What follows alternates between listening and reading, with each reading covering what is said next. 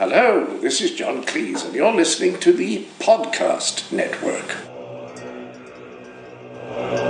But if we're honest, we will look into the mirror and see what the truth is, and see what the truth is, and see what the truth is. The revolution will not be televised. The revolution will not be televised. The revolution will not be televised. It will be podcast. My name is Cameron Reilly. You're listening to the No Illusions podcast on the Podcast Network. If you're a first-time listener, this is a show where we talk about politics, science, philosophy, social justice, try and scratch the surface of the world and figure out what's really going on and where is it all leading. We try and dispel the illusions by which many of us lead our lives that are perpetuated by the propaganda of the mainstream media and large corporations. My guest today is a podcaster who produces an excellent podcast on the singularity, the technological singularity to be exact. He records under the name of Socrates, but he's also known as Nikola Danilov. Now, I wanted to get Nikola on the show because I'm a fan of his show, and I often think, people who produce a podcast and who interview, stellar guests, as Nikola has done on his show for the last 18 months, have a certain perspective that few of us have. They go deep into this subject. They speak to some of the finest minds in the world on that subject and consequently have an interesting perspective. And I think sometimes we should interview the podcasters more often about what they've learnt. So I invited Nikola to come on the show and talk about the technological singularity and also to talk about what he's learnt over the last couple of years from interviewing people like Werner Vinge and Ray Kurzweil, Stephen Wolfram, Peter Diamandis, and many, many other stellar thinkers. This show is sponsored by Perdomo Cigars, which is my day job, my other day job apart from producing podcasts on the Podcast Network. It's the thing that funds everything else these days. Perdomo cigars.com.au if you're in Australia. Perdomo cigarsasia.com if you're in the rest of the world. If you're into premium hand-rolled, very fine quality cigars, check us out. In fact, I'm smoking one during this interview. I got in very early this morning. It was like 7:30 my time. We did the interview. I'm sitting here having a coffee and a Perdomo Lot 23 Natural. Perfect way to start the day. If you're not interested in such things, forget I ever mentioned it. Anyway, let's kick off with a bit of a chat with Nikola. Well, my name is Nikola Danilov. I am 35 years old. I was born and grew up in Bulgaria. In the late 90s, I left. I lived for about a year in the United States, where I was going to college. Then I moved to Canada, where I completed my university education. And afterwards, I started podcasting for a website and a blog that I found, which are called respectively SingularitySymposium.com and SingularityWeblog.com. So I guess you could say that currently I am a full-time blogger and podcaster too, by the way. I have a podcast which is called Singularity One-on-One. And I'm a big fan. Oh, thank you. So tell me about Bulgaria. Well, I don't know where to begin with. Bulgaria is a very complicated place. I've never been ashamed to say that I was born and grew up in Bulgaria. I've always been happy to admit it. Bulgaria is an incredible place. It's a very small country in southeastern Europe, for those who are unfamiliar with the geography. It borders Turkey, Greece, former Republic of Yugoslavia, Romania, and the Black Sea. It's a very old country. It's about 1,300 years old. It was founded in 681. But because it's at the crossroads between Europe and Asia, pretty much everyone has gone through there, from the Romans to the Crusaders to the Ottomans, you name it. So it's a very not multicultural, but it has lots of traces from different empires and different states. And currently it is it has been undergoing serious political changes for the last 20 years, and I'm afraid it has a long way to go still. And what prompted you to leave? Well, I've always loved philosophy, and Socrates once said that, I was born Athenian, but I'm a citizen of the world. So that's how I felt. I never want to underplay the fact that, I was born Bulgarian and I would always remain to be. But I am also a Canadian at the moment. And the reason why I'm proud to be Canadian is not for any other nationalistic reasons, but for the reasons that you could be anyone and still be Canadian. So you could be Bulgarian Canadian, you could be Arab Canadian, you could be Jewish Canadian, you could be, Chinese Canadian. It doesn't matter. You're still Canadian. In other words, perhaps one of the most multicultural societies that I've witnessed so far is Canada, and especially here in a city like Toronto, which is about 6 or 7 million people, of which I think 60 or 70% have been born abroad. And the vast majority of them do have accent, like me, similarly to me, and it's just amazing. I love it. Fantastic. So tell me about how let's start with a definition. Give me your current definition of the singularity. If you ran into somebody at a bar and they said, "What's the singularity?" what would you say? Well, there's a number of competing definitions, but for me, I would refer to the technological singularity simply as the event or sequence of events which are likely to occur at or after the birth of artificial intelligence. So there's no singularity without AI? Well, that again depends very much on the interpretations, but my specific reading of it is it would be very hard to have a singularity proper without artificial intelligence. Because, okay, let's just step backwards a little bit. In mathematics, a singularity is a problem with undefined answer. In physics, a singularity is a black hole. That is a place where the laws of the universe don't hold to be true as we know them. That's a place where the fabric of time and space ruptures as it is. So, in a sense, the moment when we have the birth of artificial intelligence, we stop being the smartest entities on the planet. And therefore, at that moment, everything will change so radically that we are going to be unable to model the future anymore. And for this reason, anything falling short of this would not be radical enough, in my opinion, to warrant the name singularity properly. What about if we nailed molecular nanotech and we could create any object that we wanted from basic elements from the ground up? Wouldn't that constitute everything? All the rules are broken.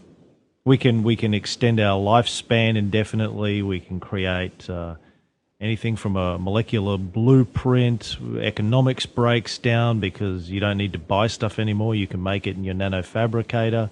Wouldn't that get pretty damn close? Yeah, that's a great point, actually. Now, again, the argument would be whether it goes far enough. Because, for example, it is not implausible to consider that you might have nanotechnology without accomplishing immortality or without being able to sustain life expectancy, longevity for an indefinite period of time. And again, a definition is a very sort of you have to make a consensus when you embrace a definition. So I just, for the purposes of brevity, tried to give the shortest definition possible.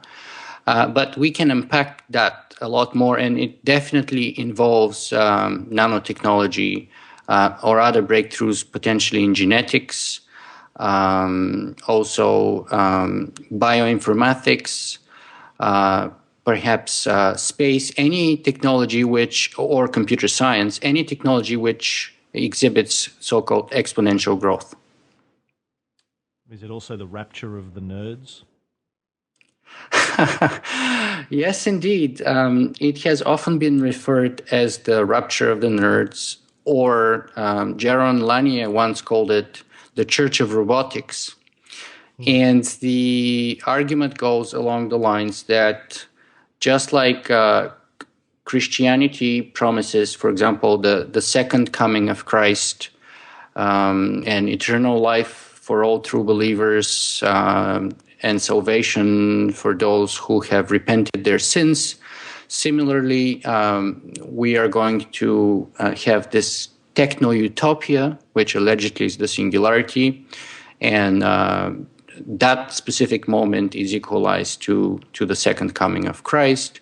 And Ray Kurzweil is often given as an example of the prophet. Now, that's the argument. I personally believe that while there are certainly some similarities, there are some very notable differences, which, in my opinion, completely destroy the claim that this is a kind of a rupture of the nerds or a new religion for geeks, if you will.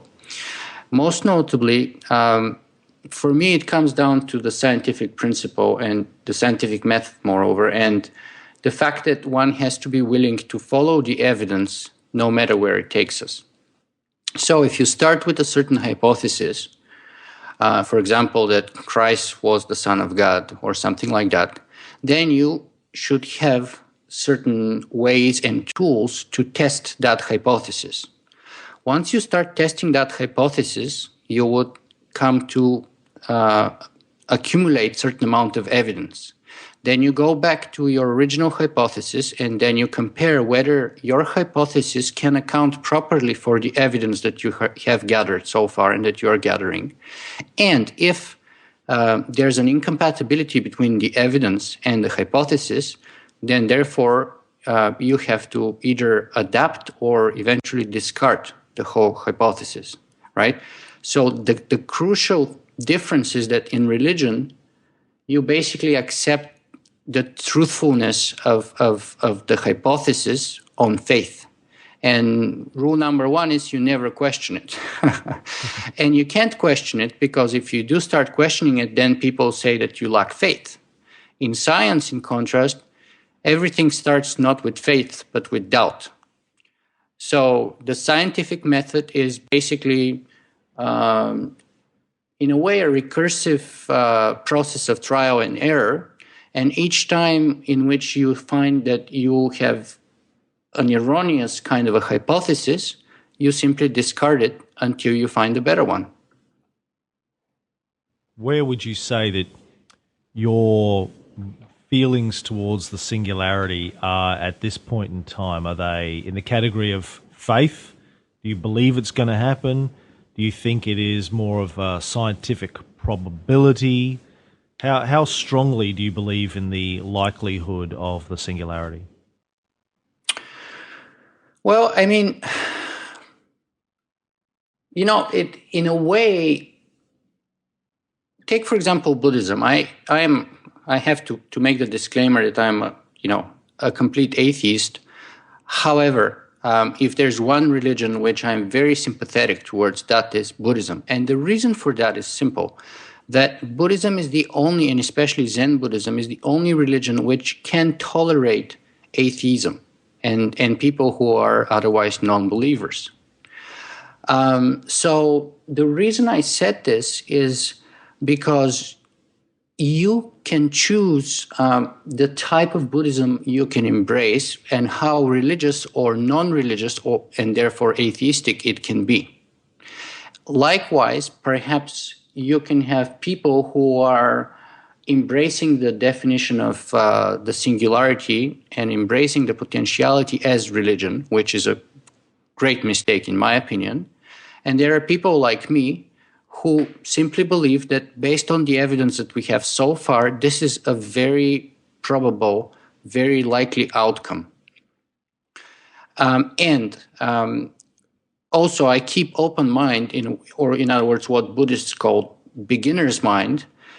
And in light of new evidence, I'm always open to reconsider my predictions or my personal beliefs, right? So the more evidence we have in support of the singularity, as I believe we do, the more likely it is to happen. So if you look back at the last 100 years and look at things like Moore's law, for example, and people who have predicted the demise of it numerous times, every decade, scientists have predicted that Moore's law cannot hold on.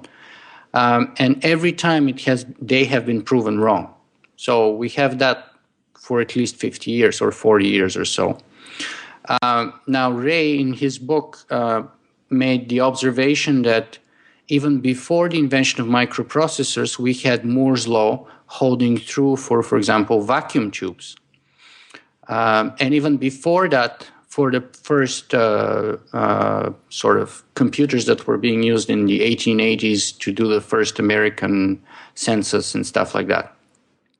So every time we have a different paradigm or a different substrate on which Moore's law continues to hold true, but the law itself, the exponential growth, sustains itself. And that's only one example, right? So as I said, it all comes down to the evidence. And for me, if I'm to rate the probability of the singularity, I would say it's for me more than 60% that it is very likely to occur within the next 20 to 40 years. One of the other interesting differences, I think, between Christians who believe in their rapture and the singularity believers, let's call us that, is that I would say that most, if not all, I think it's one of the necessary precepts to being a Christian rapturian is you believe the rapture is going to be a good thing. Yeah. Because you believe that you're one of the beloved and you're going to rise to heaven and everyone else is not going to be looked after. But you think of it as a good thing. But not necessarily true with people who believe in the probability of the singularity. There are people who believe it to be true. Bill Joy, classic example, who think it's probably not going to be a good thing. And there are others like Ray who thinks it's probably going to be a good thing, although we could define what means a good thing in this context. What about yourself, Nicola? Do you think of the singularity as something you're anticipating, looking forward to? You think it's going to be a good thing? Do you think it's going to be a bad thing? How do you feel about it emotionally? Well, emotionally, I feel excited. That's the word that I would use. However, when we start putting normative evaluation on an event like that, whether it would be positive or negative, that really is very hard to predict, and it could go either way. That doesn't mean that that doesn't take away from my excitement, and I believe that it could be a very, very, very positive thing. It could be unparalleledly positive thing for our civilization, and that's why it's a singularity. On the other hand, I cannot deny the possibility that it could go extremely wrong, and it can lead to the annihilation of the human species, basically. And would that be a bad thing? Well, again, bad thing for us as a species, if we go extinct, perhaps it would be a bad thing. Now, in cosmic terms, I don't know if it would be a good thing or a bad thing, but as purely self-interested member of the, Homo sapiens family, I would say if we do go extinct, that would be a very bad thing. However, as I said, it doesn't have to go this way. I believe that we can take it completely the other way around. In other words, it can actually lead us to overcome scarcity. Nanotechnology, as you mentioned before, that is a great example, which holds the potential to destroy the world, the so-called gray goose scenario, or to provide unlimited resources of any kind, resolve poverty, resolve issues like global hunger and stuff like that, and provide cheap means to for us to colonize the rest of the galaxy, if not the universe. So that's one example which could go either way. But I'm still very excited about nanotechnology because, just like, ever since the first human being created the plow, right? You could create an iron plow and feed your family, or you can make an iron sword and you can go to war, which could eventually lead to the extinction of humanity. Still, I think the discovery of iron was and the Iron Age was an age of substantial progress for humanity. Likewise, the age of the singularity or the age of nanotechnology would be even more so potentially positive event for our race. And therefore, that's why I'm very excited, and I'm also optimistic for it. I wonder if it depends on where your allegiance lies. I mean, if your allegiance lies with the continuation of the human race, it could be a very concerning thing. However, if your allegiance lies with the furthering of intelligent life in the universe, then it's less concerning if the human race is bypassed or eliminated as part of the singularity, because one of the outcomes, hopefully either way, will be the perpetuation of a more intelligent species, and hopefully one that's a little bit more a lot more civilized and less violent and aggressive and destructive than the human race has been to date. Yeah, and that's a fantastic point, which makes me go back and requalify my previous statement. So the extinction of the human race would be a bad thing only if there's no continuum between a human race and the next step of our evolution, right? So if we have a singularity and then we have certain kind of enlightened beings that we could become potentially, or transcendent beings, if you will, much more intelligent, perhaps non-corporeal beings who live, who have overcome the limitations of biology as we know it, then that would be a fantastic thing, in my opinion, personally. Now, people would disagree with me, but I think that would be a fantastic thing because, as you pointed out, there would be sort of the dissemination of higher intelligence, not only on our planet, but eventually throughout the universe. So the key issue for me is there any continuation between Homo sapiens as we know it and those species that could come after us? And as long as there's a continuation, then I think we're making progress. I mean, you can claim that the first hominids that came 2 or 3 million years ago, like Lucy, for example, in Africa, they went extinct. But they were a crucial step on the ladder of evolution for us to be who we are.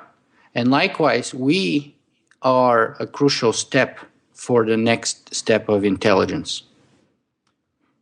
And if it turns out that the purpose, in manner of speaking, of Homo sapiens is to develop machine intelligence, and then we get wiped out or become extinct, so we don't transcend as such, we don't make the jump to virtual consciousness, we just we create the machine intelligence, and then we end up extinct. Would you see that as a good thing or a bad thing or a neutral thing? Yeah, selfishly as a species, that might be a bad thing, but in the greater scheme of things, in the cosmic sense, it might still be a very positive thing, right? So, for example, dinosaurs went extinct, but that in terms provided incredible opportunities for a sort of a niche organism, which were the mammals at that time, to flourish and to basically literally take over the planet. And likewise, if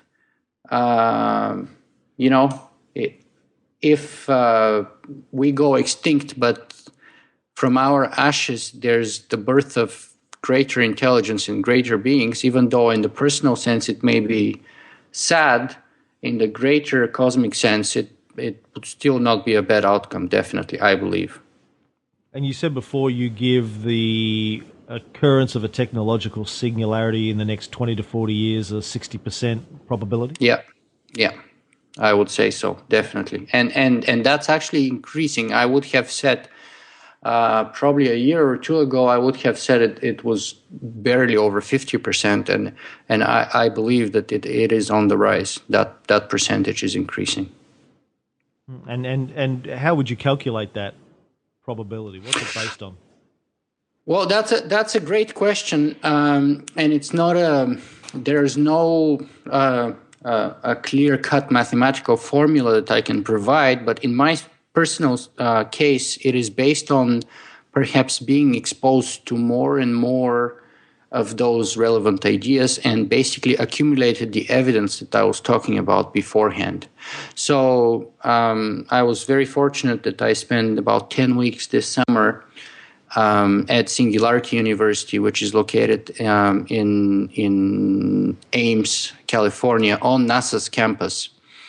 And when you have the opportunity for 10 weeks to live and sleep there, and to talk to some of the best minds in the world who are all considering those possibilities, and look at the evidence and look at the progress we're making and we have made, then, it is very hard to ignore that and not to increase it's impossible, I believe, to ignore that fact and those facts and not increase the probabilities. It's like climate change, if you will, in a way. Many people deny that climate change is happening. And some people could say, well, I don't know, maybe it's happening, maybe it's not happening. But I believe that the more time you spend studying the issue, the more you're able to see the evidence accumulating. And at a certain point, the probabilities start looking more like a certainty. Now, the singularity has not reached that point of certainty because it is not a deterministic process. There could be all kinds of wide-scale disasters, planetary-scale disasters like nuclear war, etc., that could either delay or outright remove the possibility of a singularity. But it is still a very possible and likely scenario. And those the potentiality to wipe out the human race before we have an opportunity to pass the baton to machine intelligence is one of the things that's always made me think that we need to strive to achieve the singularity as quickly as possible. We need to outrun the human race's inbuilt instinct for self-destruction. Let me ask you about the Art-elect War. Are you familiar with Hugo de Garis? Yes. I spoke at a Singularity event in Australia last year on a panel with Hugo, and Hugo spent several hours over the course of the weekend making his case for the Art-elect War. For those people who aren't familiar with Hugo, he's one of the leading artificial intelligence researchers in the world. He ran the artificial intelligence research program for China for about 10 or 15 years, and he's an Aussie by the way. And Hugo believes that the next great war will be the Art-elect War, and basically what he's forecasting is there'll be a massive war between the members of the human race who want to develop artificial intelligence and nanotechnology and the components of the technological singularity, and then there'll be another segment of the human race who see it as dangerous, morally corrupt, religiously evil, take your pick, and that there'll be a great war between those two camps, and he forecasts it'll be the first war in which billions of people die, not just tens of millions. What are your feelings on that? I mean, Hugo makes a fairly a fairly good case for it. It's pretty hard to argue with his rationale. Do you feel that there's a probability that this could lead us to the war of all wars? Well, another person who has raised similar concerns is Dick Clark, the former U.S. cyber and anti-terrorism czar or leader, as he was, I think, in the Bush administration. He wrote a book called Breakpoint, which is a work of fiction, and it's situated in, I think, the year 2012 or 2013. It was written about 2005-06, and it deals precisely with that issue. A number of people coming together and starting terrorist acts against the United States with the purpose of destroying crucial infrastructure and preventing further progress in a number of these fields. Now, that is a plausible scenario in my mind. However, there are several ways of looking at it. First of all, I don't think it could ever be properly called an all-out war.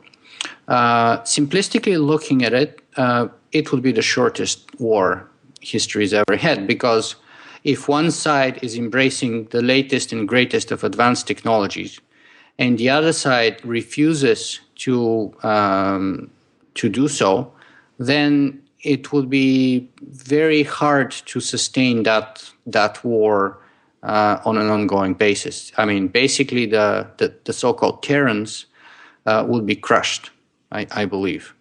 Now, that's why it is unlikely to be an all-out war. However, what it's more likely is to be a kind of a prolonged terrorist kind of a conflict, or where the weaker side, which is the Terrans or the technophobes, are basically trying to strike every once in a while certain infrastructures and destroy them. So in that sense, while they can slow down progress, I don't think they can stop it. And yes, it would come at, perhaps, if it happens, it would come at a great cost of human life. But in the long term, in the greater scheme of things, I do not believe that they have the potential to prevent the singularity or to change the long-term outcome, falling short of a complete nuclear holocaust, right? So I'm not talking of, their capability of putting their hands on a single or a few nuclear weapons and blowing them here and there. That would not be sufficient to stop it. That would be sufficient to perhaps slow down the progress and kill a lot of people, clearly. But to stop the possibility entirely, you need an all-out nuclear war between state players, I believe. Because at this moment, at least, only states have the capability to unleash multiple nuclear hits on each other rather than, a few. If there was an announcement by the, let's say, the most developed countries in the world, or an announcement by the United Nations or the Security Council tomorrow that all research into artificial intelligence and nanotechnology was being halted permanently due to the threat of artificial intelligence taking over the world, or because it was considered to be against the will of God or Allah. How would you feel? Would you be prepared to go to war to defend our ability to, invent these technologies? Well, look, you don't have to go to war to work on these technologies. Take, for example, stem cells research. The Bush administration banned all funding for stem cell research, and all that did was it put the United States at a disadvantage on the global marketplace, and many of those scientists simply found themselves working in labs outside of the United States. So the world is a very complicated place with many jurisdictions, and if one, even major one like the United States, or even a few of those jurisdictions decide to come up with such a decree against artificial intelligence by fiat, I'm sure that there would be still many jurisdictions which would, or enough of them, which would refuse to follow that. And also, there's many ideas for creating labs on, for example, in international waters, floating on ships, which is one idea, where national legislation does not apply. And another very important feature of exponentially advancing technologies is the fact that what used to take tens of thousands of people and a state sponsor and used to cost multi-billions of dollars nowadays is accomplished usually for a few $1,000,000 by a committed team of a couple dozen people. So you do not necessarily require the state participation anymore, and it is more about the state not being able to prevent something rather than being able to do so. Take, for example, space. The United States and the Soviet Union used to be the greatest space powers in the world. Both of them employed tens of thousands of scientists and tens of billions of dollars, probably trillions of dollars for the last 50 years. And now we have serious efforts, private efforts, going forward towards the commercialization of space. We have people like Richard Branson, who is opening a spaceport in New Mexico, and who is going to be charging people about $220,000, which is, it costs $500 million for NASA to send somebody to space. A single launch of the space shuttle was about $500 million. Now, Richard Branson will be loading 5 or 6 or 7 passengers, and he would be sending them not all the way to the International Space Station, but about 100 kilometers up. And he would be charging them $200,000 each, so about $1 million per launch. Now, that's a factor of 500 price differential, right? So take research in artificial intelligence, and I believe it exhibits the same feature. What used to take many scientists and state support and billions of dollars worth of grant money now can be done by committed individuals anywhere across the globe for probably a fraction of the cost that was necessary before. That's the liberation of technology. That's actually part of, one of the precursors of the singularity. We have exponential growth not only in capabilities, but exponentially decreasing costs. Therefore, the government would be, I believe, entirely incapable of stopping that or preventing it from happening. And I mean, politically speaking, put away all the other issues to the side and just think about politically. We cannot ever get 10 governments which are relatively homogeneous, such as, say, the European governments, to agree on a single issue and on a single policy. Now imagine a global context of 200 countries that we have on our planet, each with its intricacies and self-interest. And now imagine if we can come up with, sufficiently powerful, coordinated decision to go against the development of artificial intelligence. I think it's very unlikely. Well, yeah, I agree with you, and I guess the conflict I've always seen in my mind is, on one hand, unfortunately, most of the world's leading countries, democracies anyway, still tend to have either a conscious religious bias, or they increasingly, as we've seen in the US since the 80s, and I know in Australia it's trending in the same pattern, they have a very well-funded, politically motivated religious right that manages to throw its weight around politically on social and moral issues. And so I can imagine that, on one hand, it wouldn't be too hard to get the world's major democracies to agree that there was a religious or quasi-religious moral imperative to stop the development of machine intelligence. On the other hand, we all know that our economies are driven increasingly by developments in computing technology. So in order to continue to build ever more powerful computers, but then say, but we're not going to develop artificial intelligence, going to be a very difficult balancing act to maintain. If you, like me, believe that there's a very high likelihood that sentience or consciousness is really just an output of a sufficiently advanced processor with the right software running on it. I know Jaron Lanier has some views about that, and he's been very vocal about software versus hardware for many years. Yeah, it's an interesting balancing act to continue to build more and more powerful computers, but try and avoid the singularity from happening. I don't know how you do that.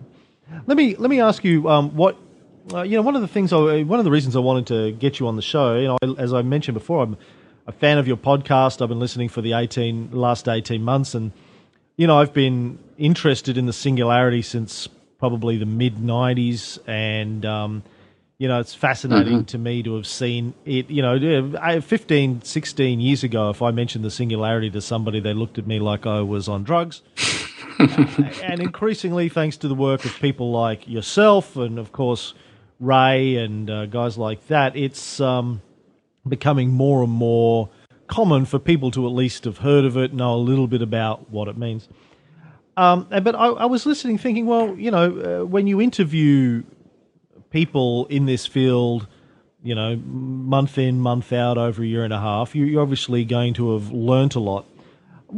I'm interested in what you've learned. What are the major things you've learned from your stellar list of guests over the last 18 months, and of course your time at the Singularity University, and whether or not your experience in talking to these people has changed your thinking on the singularity in any way? Well, okay, let me start with first the ideas of the people that I've had the pleasure of meeting and talking to in the last couple of years. So one of the things that I've noticed, and this is also a major, major difference between the community, the singularity community, and any religion or most religions, is the fact that it is very non-homogeneous. In other words, take the Catholic Church, for example. The Catholic Church basically writes the law in stone as far as Christianity, or at least as far as Catholicism is concerned. So there's a single interpretation which the Catholic Church embraces, and therefore everything else which does not fall within that interpretation is heresy.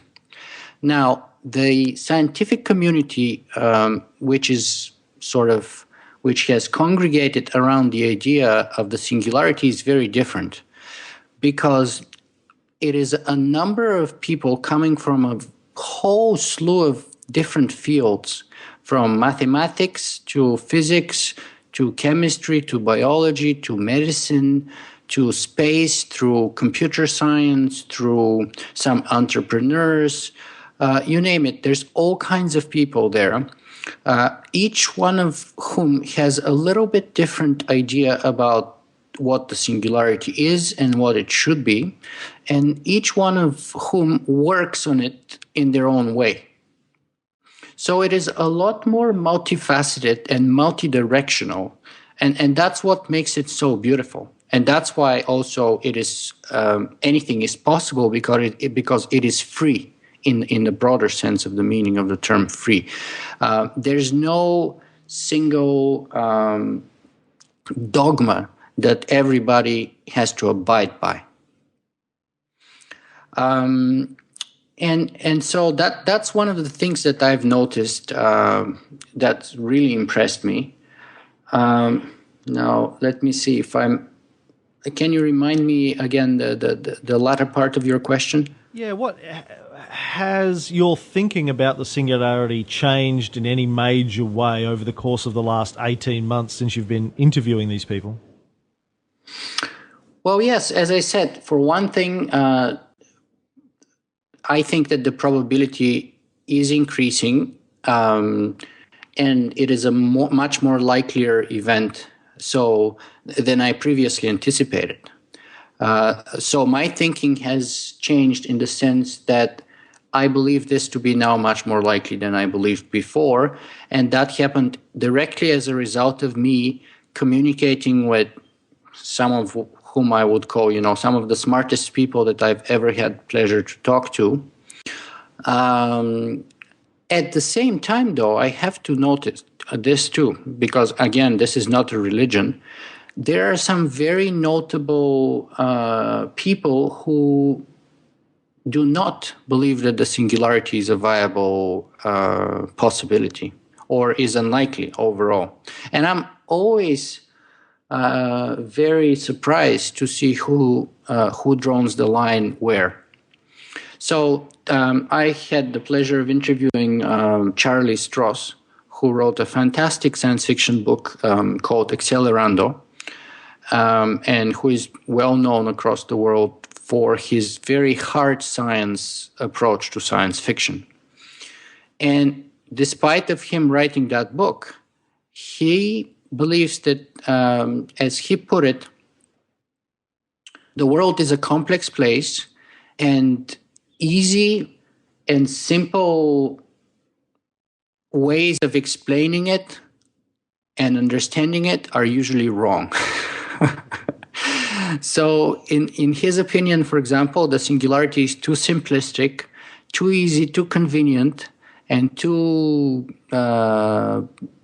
beautiful of a concept to be true for our world. And this is, again, where we come to the scientific method and religion again. Voltaire once said that doubt is not a pleasant condition, but certainty is absurd. So if you embrace religion, then you embrace certainty. Then basically you're told how the world came to be. You're told who you are. You're told how you're supposed to lead the good life. And that's about it. Everything is supposed to be clear. And that's why people love it, because it's very convenient and it's very comfortable. Doubt, on the other hand, is not a pleasant condition. It's very uncomfortable. But as I said before, all progress is based on doubt. And thus, while I'm embracing the singularity, and I'm embracing it very much so, still I am keeping a little bit of an open mind and a little bit of a doubt too. And therefore, as I said, if the evidence changes and if I'm exposed to new, more powerful idea or ideas, I'm always willing to reconsider and admit if I've made a mistake. By the way, I have to give you full props for having the courage to interview Charlie Stross. People have been, I'm a big fan of Charlie's work too, particularly Accelerando, and people have been suggesting I interview Charlie on this show for years, and I always give them the same response. I'm too scared. I mean, I've interviewed everyone from Ray Kurzweil to Noam Chomsky, some of the world's leading intellectuals, and I'm fine with that. But Charlie Stross, man, that guy scares me. Yeah, Cory Doctorow said that Charlie has an evil mind once after working with him on their latest book, which is called Rupture of the Nerds, by the way. Oh, excellent. And I agree with that. But I think he's a brilliant guy. And for me, the only thing is preparation. I try to do my best to prepare as much as I can for an interview, and that usually includes reading the full book that I would be discussing and much more about the biography of the person. And still, at least me, I'm always not intimidated, but I hope not during the interview, but when I'm approaching it, I'm always feeling intimidated by, the depth of knowledge and the intellectual prowess of those people. And I have to say, from my point of view, the hardest interview I've done was perhaps the one with Dr. Stephen Wolfram, who is the creator of Wolfram Alpha, which is most recently being adapted in the iPhone 4S Siri system. And the author of A New Kind of Science, one of the most brilliant and terrifying books I've read in the last 15 years too. Well, and that's where you did much more than me, because I approached the interview as I approached all the other ones, trying to read the book in full before I do the interview itself. And I admit that is one time where I failed miserably. It took me, I think, 2 weeks to get through the first 100 or 200 pages. And it's, I think, 1,200 pages worth of a book. And it is so dense that I was unable to complete it on time, especially. It is a very dense book. Yeah, I remember reading it when it first came out. I remember spending like an entire summer reading it, and yeah, he's an astounding fellow. Well, well done on interviewing both of those, mate. You get total props. Thank you. I was very fortunate. And again, Charlie took over a year, maybe a year and a half worth of attempts before I was able to get him on the podcast. And I'm still failing with Cory Doctorow. But I was happy to get people like Werner Vinge, who actually coined the term the singularity, the technological singularity. And also Robert J. Sawyer, who is another one of my favorite science fiction authors. I've interviewed Werner as well. He's a lovely fellow, isn't he? Very, very easy to talk to. Absolutely fantastic. Yeah, I enjoy his books. I enjoyed interviewing him very much. And he's also one of those people who presented me with that fascinating dichotomy. And that's a quote, "I am very low tech at home," end of quote. That remark from him came during the preliminary notes that were exchanged between me and him. Basically, him telling me that he only has a phone at home and that we're not going to be doing video interview, but I would call his phone line. Or at least that was the case with me. And yeah, so it was fascinating to see how the person who coined the term, the technological singularity, is very low tech. After his own admission himself. Excellent.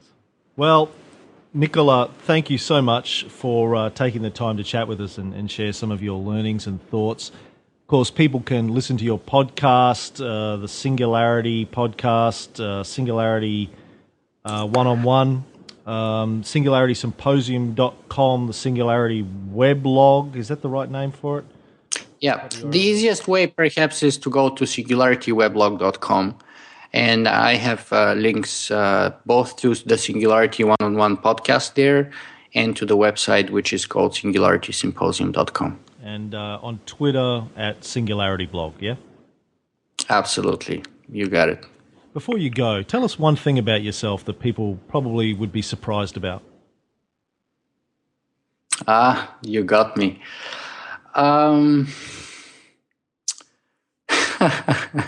Surprised about? Well, my alias for the blog is Socrates. Mm-hmm. Now, Socrates, and that name was given to me by a number of people when I was in university and even before that, because I tend to ask a lot of questions, tend to doubt things before I embrace them. Originally, I'm kind of skeptically predisposed, if I may say, generally, or at least I'm very inquisitive and inquiring. And that makes some people very uncomfortable.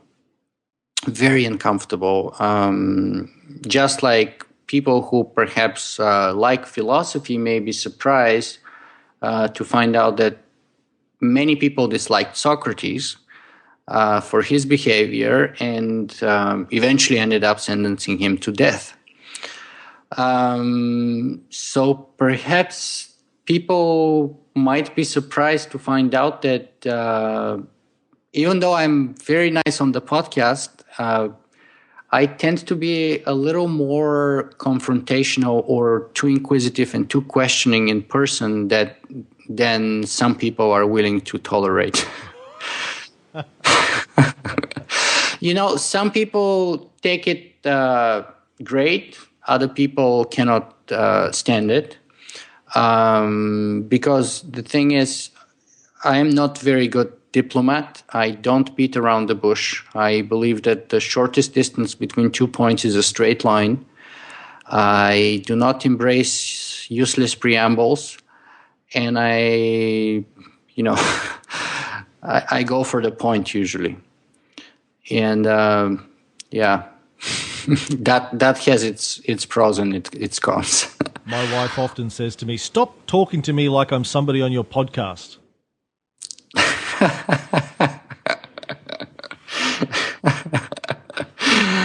Well, that means that she's listening to your podcast. That's great. No, she doesn't. No, she doesn't. No.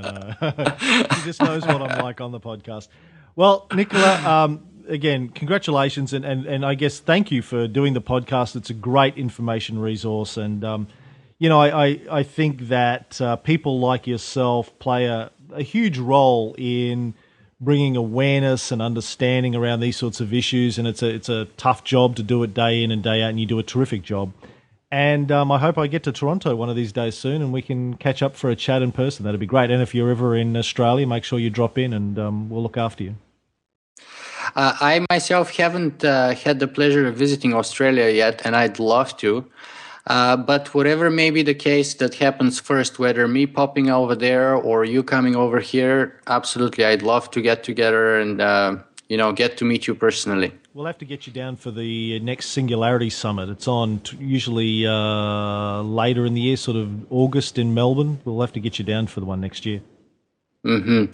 That sounds fantastic. The only thing I would say about that is that unfortunately, while my blog and my podcast have managed to generate some public attention, and I do enjoy a good number of listeners, financially speaking, I haven't succeeded in turning it into a sustainable entity yet. And therefore, my travel budget is very limited, to say the least. Oh, well, we'll see what we can do about that. Yeah. All right, Nicola. Okay, Cameron. Thanks for your time, mate. The revolution will not be televised.